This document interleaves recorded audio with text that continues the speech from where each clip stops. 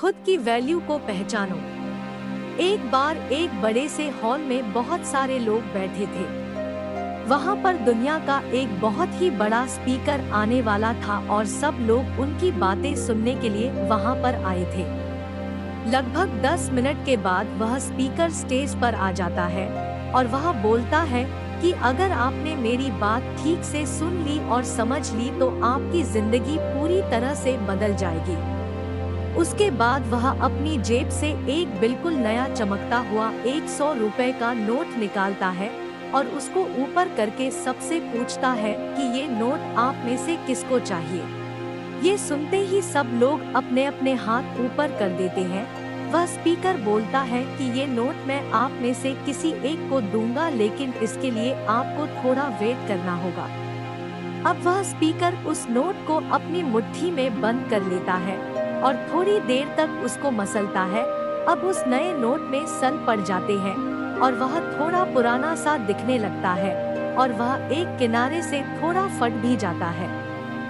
इसके बाद वह फिर उस नोट को ऊपर करके पूछता है, अब ये 100 का नोट किसको चाहिए। इस बार भी सभी लोग अपने हाथ ऊपर कर देते हैं। तब स्पीकर ने उस नोट को जमीन पर गिरा दिया और उस नोट पर 3 से 4 बार पैर रख दिया। इससे नोट और भी पुराना हो गया और उस पर थोड़ी मिट्टी भी लग गई थी।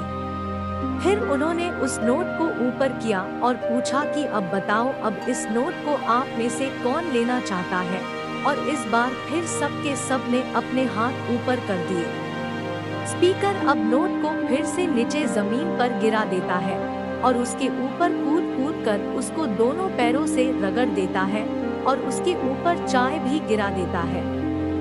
अब नोट इतना गंदा हो जाता है कि उसको पहचानना भी मुश्किल होता है। कोई भी उस नोट को देखता तो यही बोलता कि अब ये सिर्फ एक गंदा कागज का टुकड़ा है, अब यह बेकार है, इस दुनिया में इसकी कोई वैल्यू नहीं है।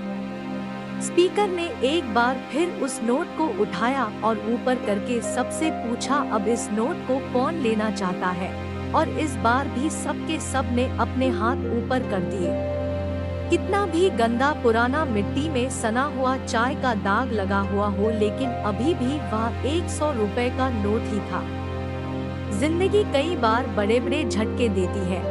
आप एग्जाम में फेल हो जाते हो या जॉब के इंटरव्यू के बाद आपका सिलेक्शन नहीं होता। जब आपका बुरा समय चल रहा होता है और आप सिचुएशन का सामना कर रहे होते हो, उसके बाद आपको लगने लगता है कि आप सफलता के लायक ही नहीं है। आपको लगता है कि दूसरे लोग आपसे बेटर हैं और आप किसी काम के नहीं हो, आपकी कोई वैल्यू नहीं है। हमेशा याद रखो, इससे कोई फर्क नहीं पड़ता कि आपने कितनी बार सिचुएशन का सामना किया है, आप जिंदगी में कितनी बार फेल हुए हो, आपकी वैल्यू हमेशा वही रहेगी जो पहले थी। आपके पास कुछ खास है जो दूसरों के पास नहीं है और ये कोई भी आपसे छीन नहीं सकता। अब तक सक्सेस नहीं मिलने से आपकी वैल्यू कम नहीं हुई है। आप अभी भी अपने बारे में कितना भी लो फील कर रहे हो, उससे कोई फर्क नहीं पड़ता। जो लोग आपको अच्छे से समझते हैं वो लोग आपके वैल्यू को उतना ही मानेंगे जितना पहले मानते थे। तो अपनी वैल्यू को समझो और कुछ बड़ा करके दिखाओ। मुझे पूरी उम्मीद है कि इस मोटिवेशनल स्टोरी से आपको प्रेरणा मिली होगी। अगर आप चाहते हो कि ऐसे ही कहानियाँ आपको मिलती रहे तो चैनल को सब्सक्राइब करो। कहानी पसंद आए तो लाइक करो और अपने दोस्तों के साथ शेयर करो। मिलते हैं एक और मोटिवेशन कहानी के साथ, तब तक के लिए धन्यवाद।